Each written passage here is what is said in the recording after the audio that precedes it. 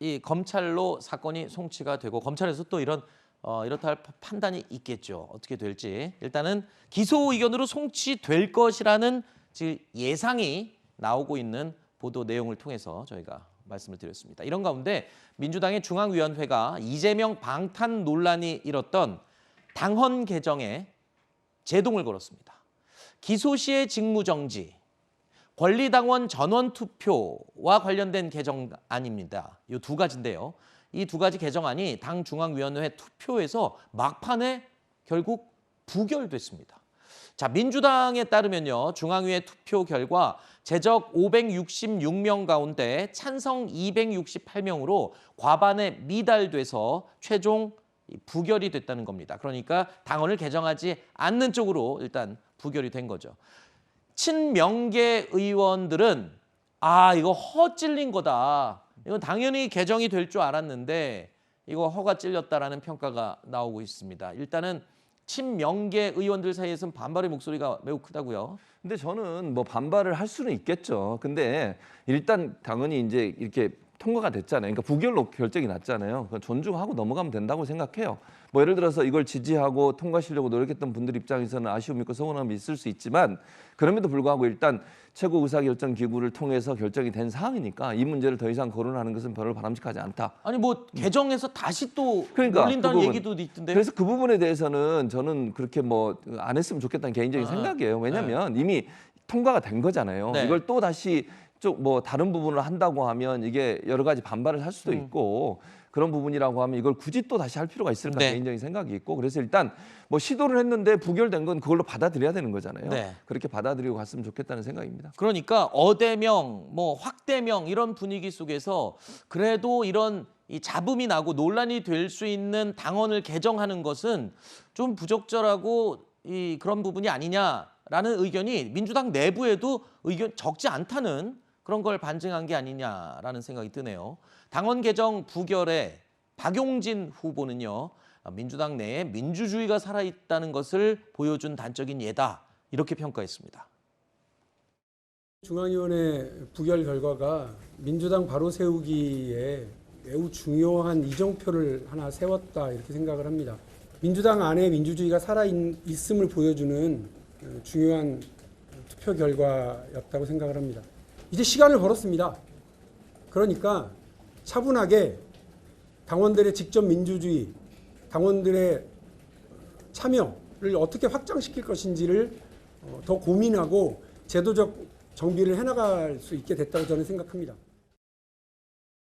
중앙위 통과를 자신했던 당 지도부는요. 당헌 80조 개정안은 26일 중앙위에 다시 상정하겠다라고 결정을 했습니다. 중앙위 투표 결과 발표 1시간 만에 재투표를 언급한 것을 두고요. 당 내에서조차 지금 거센 반발의 목소리가 나오고 있는 상황인데 절차 위반이라는 지적을 들어가면서까지 당헌을 개정하겠다.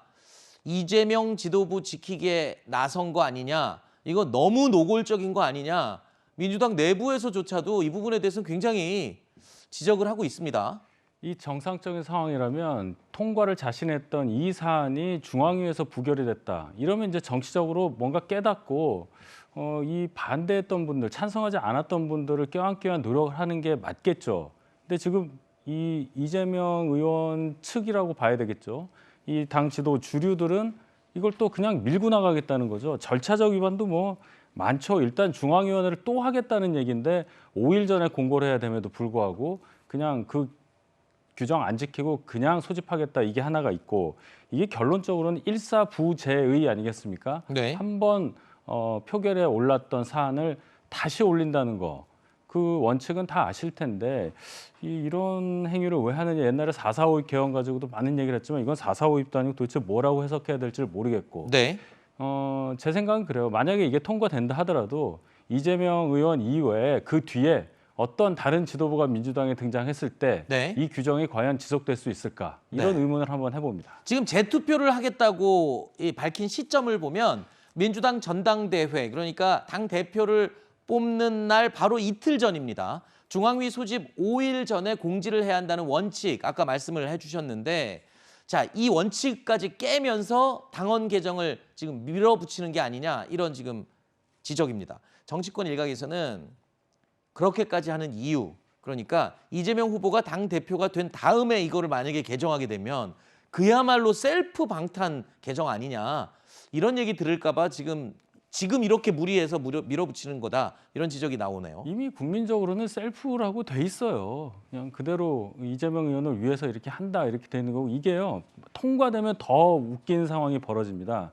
이재명 의원이 지금 기소될 위기에 처해 있는 수사 사항을 6개라고 보고 있는데 6개 각각에 대해서 예를 들어서 기소가 된다고 쳤을 때 매번 그러면은 이걸 가지고 당무위원회나 개정이 됐을 경우에, 개정이 안 되면 뭐 윤리심판을 사겠죠. 매번 판단을 받을 겁니까? 그럼 그 건건이 판단받을 때마다 이재명 의원이 갖고 있는 그런 사법 리스크는 점점 더 커질 거고 당내 분란은 더 커질 거예요. 이걸 굳이 왜 자꾸 건드려서 문제를 만드는지 이해가 안 갑니다. 그러니까 경찰이나 검찰이 기소를 하건 기소 의견으로 보내건 당 내에서는 우리는 그거와 상관없이 당 내에서는 이거는 뭐 정치적인 모함이다라고 그냥 결정을 계속 앞으로 내리겠다는 거잖아요. 그러니까 무조건 내린다는 건 아니고 아니, 물론 그렇게 판단을 그렇죠. 하는 예, 거죠. 예. 그러니까 이 사안은 지난주엔가 제가 윤희석 대변하고 계속 이게 네네. 논란을 해서 그거 다시 보시면 될 것 같고, 시청자분들이 거기에 논란하고 이걸 분리시키는 이유가 있어요. 두 가지가 한꺼번에 올라가 보니까 부결이 된 건데, 아마 첫 번째 지금 80조 문제는 어느 정도 공감대가 형성돼 있다고 저는 생각해요. 당무위원회 얘기. 그렇죠. 왜냐하면 이 문제 같은 경우에는 논의가 됐었고 초기에는 사실은 이거 자체를 아예 없애려고 그랬었잖아요. 네네네. 그러다가 비대위에서 한 번 물러서고 반대가 많아서 그러면 이걸 윤리심판을 하지 않고 대의원회에서 한다, 이렇게 이제 바꾼 거거든요. 네. 그 조항이기 때문에 이거는 통과될 가능성이 높았어요. 근데 네. 이 앞에 권리당원 전원투표를 최고 의결기구로 한다. 네. 이게 함께 묶여 있다 보니까 아하. 결국 통과가 안 된 거거든요. 네. 그래서 분리시켜서 하겠다는 거예요. 그러니까 네. 권리당원 전원투표를 최고 의결구로 한다는 부분을 빼내고 그건 안 하고 당원 80조 문제는 해결하겠다고 하는 거니까 저는 이 문제를 다시 올리는 건 문제가 없다고 보고, 네. 이 문제를 단독으로 올렸을 때는 통과될 가능성은 높다고 봅니다. 네. 자, 이재명 의원은 그동안 당원 80조 개정에 대해서 자신과는 무관한 움직임이다. 하지만 기소만으로 직무정지가 되는 건 논의의 여지가 있다라고 말을 해왔죠. 지금 검찰공화국이라고 불릴 정도로 검찰의 예를 들면 지나친 권력 행사가 문제 아닙니까? 여당의 정부의 야당 침탈 루트가 될 수 있다라는 점에서 저는 기소만으로 하는 것은 적절치 않다. 검찰의 야당 탄압의 통로가 된다라는 측면에서 저는 고려할 필요가 있다고 보고요. 기소될 경우에는 그 조치를 할 수 있다는 것 자체가 저는 이 검찰공화국의 야당 침탈 루트가 될 수 있다. 저는 기소된 경우에 조치할 것이 아니라 저는 유죄 판결 날 경우 하는 게 저는 맞다고 생각합니다. 자, 이렇게 이재명 개인적인 사당화가 되는 게 아니냐라는 논란이 당 안쪽에서 그리고 또 바깥쪽에서 거세지고 있는 상황에서 어제 이재명 의원이요, 개혁의 딸, 이른바 개딸들과의 만남을 가졌습니다. 이재명 의원은요, 그동안 개딸들의 정치 참여에 대해서 이런 평가를 내려왔었죠. 과거의 발언 들어보시죠. 우리 개딸 양아들님, 개이모님, 개삼촌, 심지어 개할머니. 저는 이게 세계사적인 의미가 있는 새로운 정치 행태라고 생각해요. 표현은 좀 포지티브하게 우리 개딸 여러분들, 양아들 여러분들이 정말로 잘하시는 게 그런 거 아닌가요? 과격한 표현, 또는 거친 표현, 예를 들어 억압적 행동, 오히려 적개심을 강화할 뿐이죠. 과연 무슨 도움이 될까요? 자, 최근 당 안팎에서 개딸들이라고 불리는 이 팬덤 정치에 대해서 우려와 비판의 목소리가 쏟아지고 있는데, 이런 우려들에 대해서 먼저 앞서서 얘기를 하는 것 같습니다. 우리는 그런 수준 낮은 사람들은 아니다. 그리고 우리나라의 주인이 국민의당의 주인은 당원이다. 뭐 이렇게 먼저 이제 치고 나가는 것 같습니다. 뭐 저렇게 얘기하실 수밖에 없겠죠. 본인을 지지하는 분들을 낮춰서 보거나 문제 있다고 하는 사람들에 대해서는 본인 입장에서는 뭐 보호를 해야 되는 그런 상황인 건 알겠는데, 이재명 의원 뭐 여러 지적 할 수 있겠지만 아까 발언 중에 또 특히 제가 좀 제 귀에 이렇게 들리는 게 하나가 검찰공화국이다 이런 말씀 자꾸 하세요.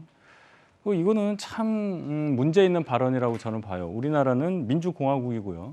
특정 직역에 속했던 분이 대통령이 됐다고 해서 그 직역을 빗대서 나라 전체를 무슨 공화국이라고 명명하는 이런 태도야말로 국민들께 제대로 된 어떤 사항을 전달해야 하는 그런 정치인의 덕목을 망각한 게 아닌가 이렇게 생각합니다. 네. 이게 검찰이 지금 새 정부 들어와서 뭘 했습니까?